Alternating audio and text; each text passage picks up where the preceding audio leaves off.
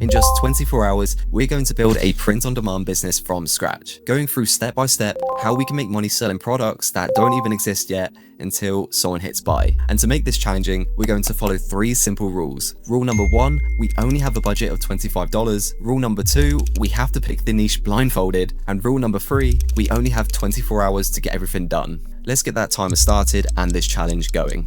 But first, what actually is print on demand? In simple terms, it's a way of selling custom products like t-shirts, mugs, hoodies, phone cases without ever touching inventory. You create a design, place it on your chosen product, then upload it to a platform like Etsy or Shopify. And when someone places an order, a print on demand supplier like Printify will print it, ship it, and handle everything behind the scenes. But now, let's talk products for our new print on demand store. We're looking for something that is high profit, easy to design for, and proven to sell. So here's what I'm thinking. T-shirts and hoodies, a solid choice but can be quite competitive. Mugs and tote bags, great for a cheap product but can mean lower profit per sale. Wall art and posters, high perceived value, low production cost, good profit margin potential. And as you can probably tell, I'm leaning towards wall art, canvas prints, and posters. And customers more often than not will go for larger sizes in order to fill their walls, which gives us the opportunity to staircase our prices nicely, increasing the perceived value of our larger sizes. So for this challenge, we're locking in with wall art as our main product.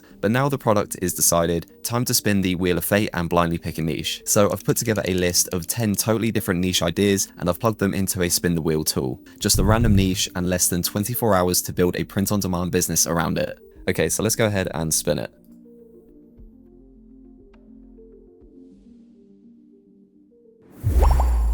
Alright, well that's the niche that we're designing wall art for. So I guess it's time to dig in, figure out what this niche actually looks like, who the audience is, and what sort of designs actually resonate with them, and most importantly, how we can stand out. So here I'm just digging around, trying to see what kind of designs are already out there in this niche and look for inspiration.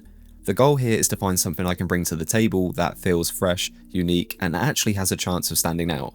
And of course, I wouldn't normally recommend picking a niche at random like I've done here, that's just part of this challenge. Print on demand can definitely work in almost any niche, but you'll have a better time and better results if you do some research first. Now, since we're working with a small budget, we can't go out and hire a designer, buy fancy fonts, or splash out on premium tools. But here's the good news, Canva has a 30-day free trial and it gives us full access to everything, premium fonts, graphics, templates, all of it. And for the kind of artwork that Canva doesn't cover, like vintage style paintings, we're putting $10 towards a 1-month subscription with Midjourney. That will be our first official expense of this challenge, which brings our total budget down to $15. So that's the plan. Use Canva's free trial, grab Midjourney for the visuals that we can't create ourselves, crank out as many designs as possible, and then cancel once the 30 days are up. Alright, kicking things off with the retro style quote posters. First step, ask ChatGPT for some fun, feel-good quotes that are short, catchy, and a little different. Then in Canva, I'm testing out retro style fonts, tweaking colors, and layering textured backgrounds until it feels something you'd actually want on a wall. Next, vintage style paintings of landscapes and people. This is where Midjourney comes in. I'm trying out prompts to nail that authentic vintage look, testing scenes, colors, and textures. For people, I'm adding a modern twist, like a woman taking a selfie styled as a 19th century painting. It's weird, clever, and surprisingly works. The aim is to keep it visually interesting, broad enough to appeal, and unique enough to stand out. And last up, the cocktail posters. This one's a bit of a hybrid. I start by asking ChatGPT for a list of the most iconic cocktails, then I generate the illustrations in Midjourney, upscale them, and then bring them into Canva. There I use the background remover tool to clean up any white space. Finally, I add the cocktail name and a short description, which again, ChatGPT helps me write. It's a full-on collaboration between design tools and AI, and it makes the process super efficient. The designs are now done, and honestly, I'm leaning heavily towards the vintage paintings and the cocktail posters. Both styles will give the store a much more polished and consistent look. Instead of a random mix of designs, it should feel a lot more curated, which is exactly what we want early on. Now, of course, down the line we can experiment and add new styles. But if we're trying to launch fast and keep things manageable, sticking to 1 or 2 cohesive collections for our first 20 to 30 designs just makes the whole process so much smoother. So for the next hour or two, the focus is locked in, dedicated purely to those vintage paintings and the cocktail posters. They're relatively fast to make, easy to duplicate, and scalable enough to give this store a solid launchpad right from the jump. Now that we've locked in some solid designs, next up is choosing who's actually going to make and ship our wall art products. Because even if your designs are amazing, if your supplier messes up the print quality, the delivery times, or the customer service, your entire business is cooked. And I've used plenty of suppliers before, and from experience, I've always found Printify to be the best for quality and shipping times. They offer wall art with solid profit margins. They have many different sizing options, including some of the largest sizes, which aren't always available from other suppliers. They have printers in multiple countries, so shipping stays fast, and most importantly, I don't need to pay anything to start. Now, to get started with Printify, step 1, head over to the link in my description, which will take you to printify.com. Then click sign up in the top right corner. Step 2, create your account using email or Google, again, totally free. Step 3, answer the questions based on your experience and motivation. Then the last part, we're going to be selling through Shopify, so yes, I have a sales channel and I'm going to select Shopify. They also support Etsy, TikTok Shop, Amazon, and more. Step 4, click catalog and head to home decor, then type in canvas in the search bar, and here we have our product, the matte canvas. Step 5, click start designing, head to the icon in the top right corner, click on select variants, and here we're going to select all the 3x4 vertical sizes. Step 6, upload your art. This will then place your design onto the template. Next, we're going to head up to the top left and click fill to placeholder, which will fill the entire canvas. And then we head over to the icon in the top right again and change the print setting to print on sides and also mirror sides. You can see this also applies these settings to all of our 3x4 sizes. Now everything is ready to be saved. Now this video is sponsored by Printify, which is actually perfect timing since they're the supplier I would have used anyway. And what I like about Printify is how beginner friendly it is, while still having all the advanced stuff you'd want as you grow. You can connect it directly to Shopify, Etsy, Amazon, whichever platform you're using. They also offer custom branding options like branded packings and shipping labels, which is super useful once you're making sales and you want your store to feel like a real brand. And if you're scaling, they have Printify Premium, which actually gives you discounted product prices. So your margins go up and you keep more profit. And just to give you some perspective, this isn't me just testing ideas with no skin in the game and then telling you guys how to do it. One of my recent stores has already racked up over $26,000 in cost of goods spent with Printify, which you can see here. So I do actually use and trust this site.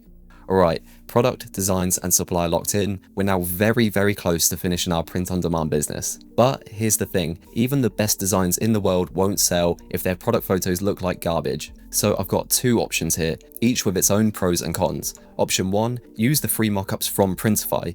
When you create a product through Printify, they also generate some preview images for you, which usually shows your design in a frame or on a canvas against a white backdrop. They also do give the option to add your own backgrounds behind their mockup, which allows for some cool customization and it's great for those not familiar with Photoshop. Option 2, use paid and custom mockup files. Now this is where you can have full customization and options. There are entire marketplaces like Creative Market, Etsy, even Design Bundles, where you can grab high-end mockup scenes.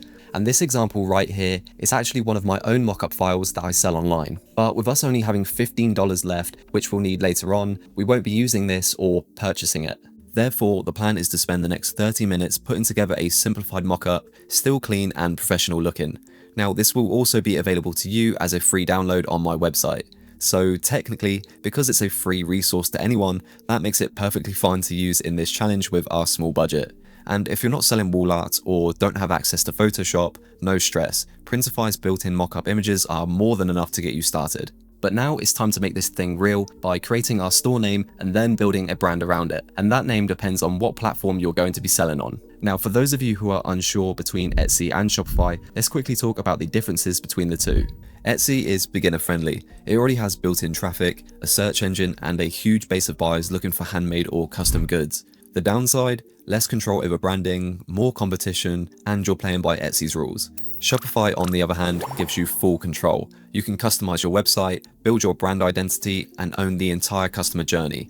But you also need to bring in your own traffic, so it's a bit more advanced. So if you're going with Etsy, it's pretty straightforward. You'll want to check if the store name that you want is even available, and the best way to do this is by using a free tool like BrandSnag, where you can check the Etsy store names all in one go. But sometimes BrandSnag won't work properly, so instead, just type in etsy.com/shop/ the store name that you want. If it's taken, then a shop will pop up. If not, then you'll likely get a uh-oh page.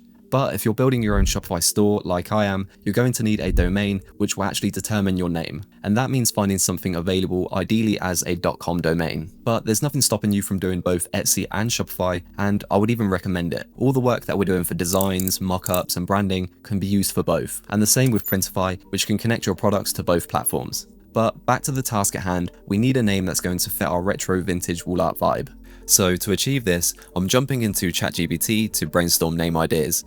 I'll plug in keywords like retro, nostalgia, and vintage and see what it spits out.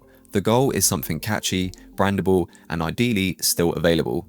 Alright, name locked in with ArtVint, which I think sounds really good as it's short, easy to remember, and fits very well within our niche, and it's available as a .com domain, which gives us the green light to carry on. So the next step, create a new Shopify store and purchase the domain directly through Shopify so it connects automatically. And this is where our last set of expenses come in, with Shopify costing us $1 for the first month and the domain costing us $16, which means we did go over budget by $2. But now that we've got the store and the domain all set up, the next step is bringing ArtVint to life. So it's time to jump back into Canva and start building out the logo and branding. With access to premium fonts and assets through the Canva free trial, it's easy to put together a full brand package without spending anything extra. So there we have it, a smart name, clean branding, full budget spent, everything is starting to come together, but we will pick this back up in the morning as I need to sleep. Right, here we are with just under 5 hours left, and this is the part that most people rush over, but it's really where the magic happens and your store and brand comes to life. So what you're seeing now is me inside of Shopify uploading all the products I made earlier. Each one gets a clean title, a short, benefit-driven description, a few strong SEO keywords, and of course, those premium-looking mockups we just created. I'm also organizing them into collections, stuff like landscapes, retro, and cocktails, just to help out with navigation later on. And since we're using Printify to integrate directly with Shopify, every order that comes in gets automatically sent to the print provider, no manual work and no headaches. It's fully automated, which means we can focus more on marketing and growing the store. Now the products are uploaded, I'm jumping into the store builder, and the goal here is simplicity.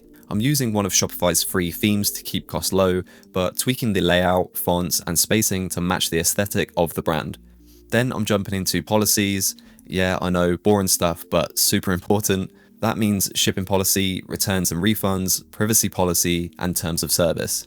Shopify has auto-generated templates for all of these, so I'm just tweaking the wording to match the brand and making sure everything's accurate for a print-on-demand business. Once that's done, I'm creating and uploading the banner for the homepage. I want people to land on this site and immediately get what it's about. And just like that, the storefront is done, products are live, branding is tight, and the entire store flows the way I want it to. And this entire challenge took me a total of just under 24 hours, so I definitely took my time. Now, I hope this video has given you some valuable insight as to what can be achieved with print on demand using a very small budget and very little time. If you guys want to check out the store, I will put a link down in the description so you can check it out, along with a link to the canvas mockups which you can download for free. But moving forward, I'm going to pick back up with everything and run another challenge to see how much money we can make from this store in just 30 days. So if you want to see when that video drops, then make sure to subscribe so you don't miss it, and drop this video a like if you found it valuable in any way. With that, I'll catch you guys in the next one. Take care, bye for now, peace.